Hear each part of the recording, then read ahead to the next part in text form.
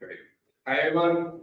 So basically, here we have two different profiles, engineer, pharmaceutical, traditional trading and for commodities. And actually, what we tried with this project was trying to find out something that triggered our curiosity and basically try to find a path of what we learn and try to get one extra step with new stuff that are not already on the bootcamp but actually are trending for the industry. So basically, going back forward, what we were trying to do is try to get two output on what we later on decided how to do it. And basically was to execute a trade on a crypto platform that has certain input that will tell you, hey, sell or buy Bitcoin specific.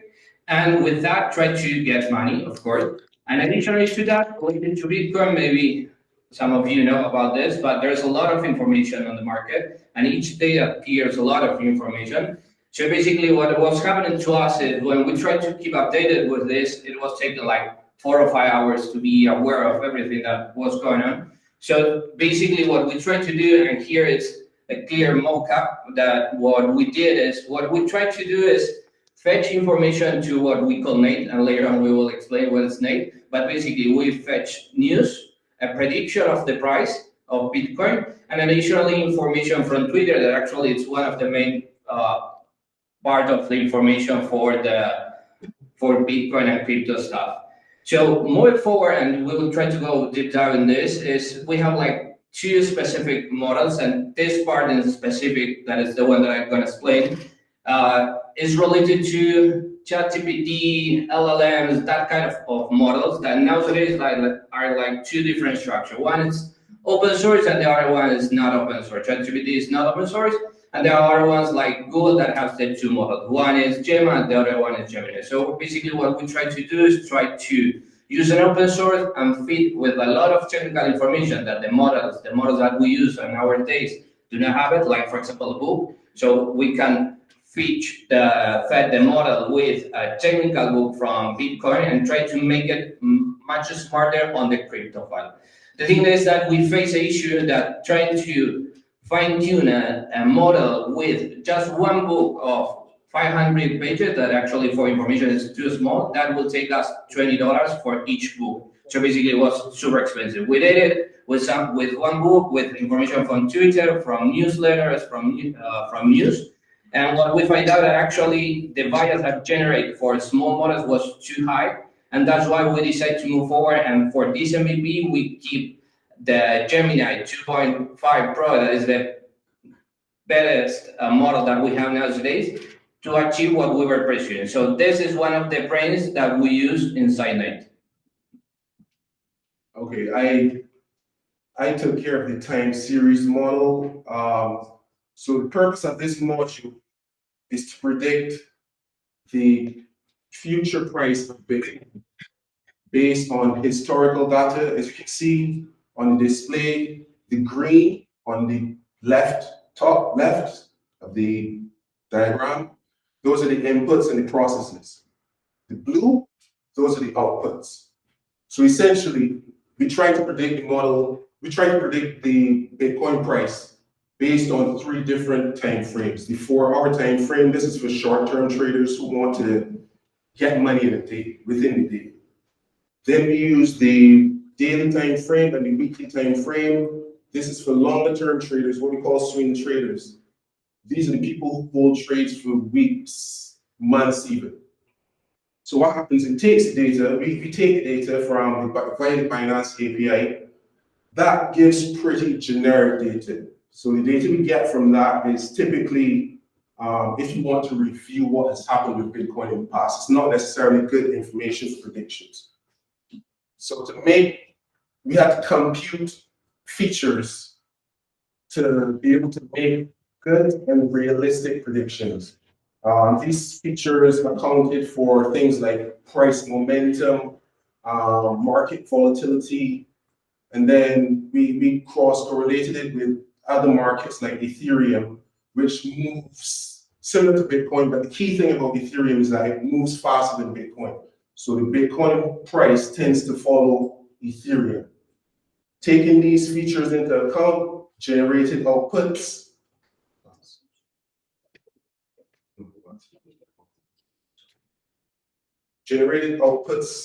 We have plots, predictions, and uncertainty measures.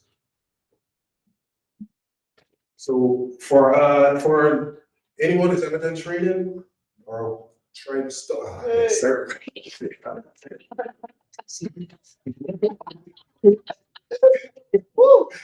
so the interface that the traditional trader would see is the chart with the green and red candlesticks. Green indicates increase in value, red indicates a decrease in value. This obviously is no use to a model.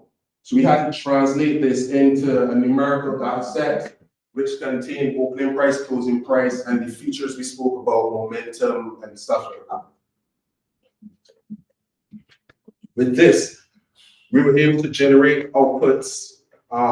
This here actually these are endpoints which will be referenced by the spine of our package.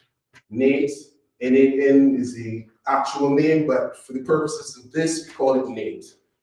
Nate will then reference these endpoints to make predictions, to make trades, refresh the data set, stuff like that.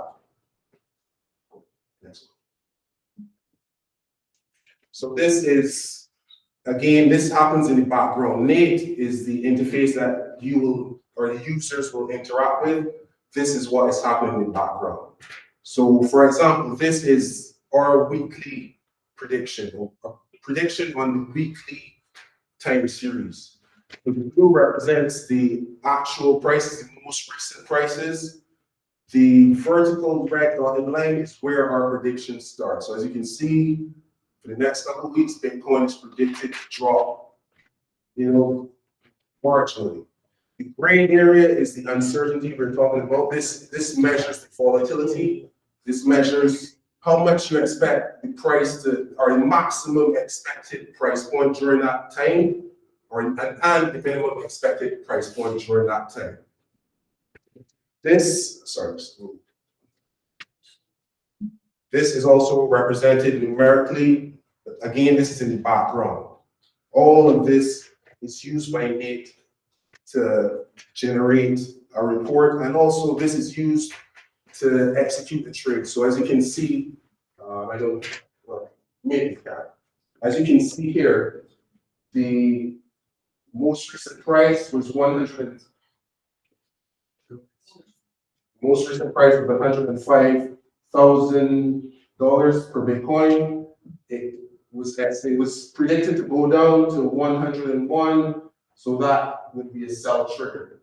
Now this data is, okay, it's limited in the sense that it is only based on numbers. The external factors, world issues, investor sentiment, stuff like that, this does not account for that. However, Nate, which is the spine of our package, uses some additional features to try and get an aggregated prediction. So for that, I will hand you over to Lydia. So here I am for the fun part to explain Nate. We've heard a lot about Nate, but who's Nate? What? Better say, what's Nate? Nate comes from N8N workflow. So since I cannot say that, I call him Nate. That's my fault. So what's Nate? Nate, it's let's say it's a workflow, but it's composed by different agents. So this is an example of an agent, Nate. It's like a person. So if this agent was a person, it would need a brain. So here's the brain, the Gemini we talked about before. So with Nate, if you give him the right input, in this case, tweets and news, and you give him also the right tools, in this case, the model's predictions, you can get a really nice output, which is going to be a summary of Bitcoin. I mean, how it's been for the last 24 days. So now that we kind of know Nate, we can try to see what's going on with the workflow. So this workflow needs a trigger to start. So we have a schedule trigger, which is going to make it flow every 24 hours. But for the sake of this presentation, we put a nice button. So now, once we press it, we go to the first step. The first step is the bridge search. We have this little agent who's going to search through the internet. It's going to get the 50 latest news, and it's going to see if they are from the latest 24 hours or not. If they are, they're going to pass through. It's going to pass through it and go to the next step, which is going to be another agent. Surprise. So step 2, doing the same, but with Twitter. In this case, we don't need a proper agent. So we just put our workflow, we scrape through Twitter, we create a database, which is going to be stored, so we can put it into our new model that we will train later, like fine-tune, as he said. And the ones from today are going to pass to the next agent. So step 3, everything is going to be merged. We merge parameters and filter. I mean, this little agent is really smart. He knows if it's relevant what he gets or not. Could be clickbait, not gonna pass. It's out. So once everything is filtered, it's gonna get up to our big brain. But he needs to think a lot to go to big brain. Oh, he is main brain.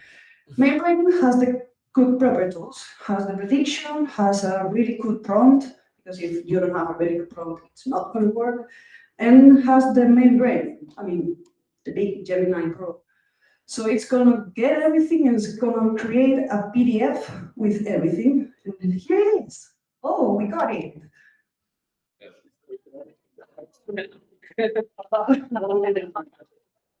No.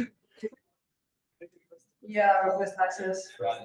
We did not see this coming, but if we do we have, can I put my phone there?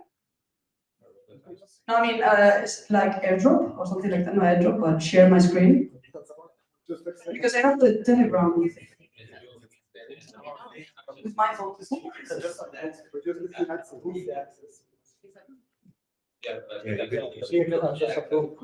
Just in case this happens, we have backups.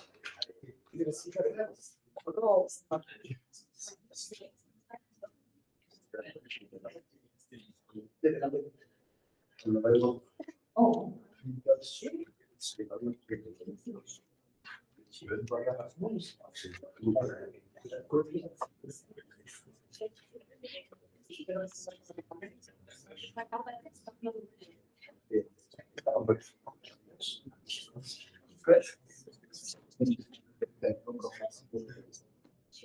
That's sad. I'm super sad. Yeah, can you share my screen? Anyway, oh, I think I got it. No? Oh, compartir. That's it. Should work. Yes.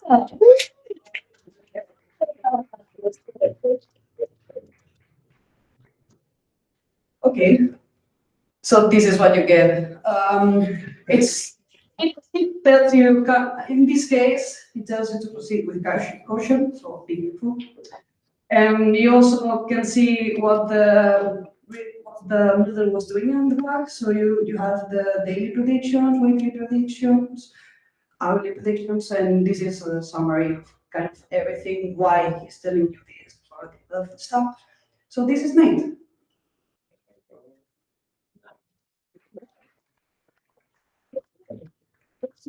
So this is basically a chart showing the trades that we have generated over the last week.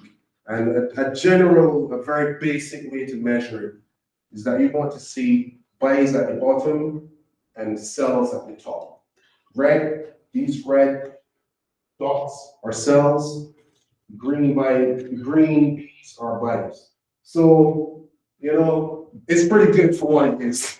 And this does take into account only numerical data, not world events, not external stimulus. Woo. So, how much money can I review out here?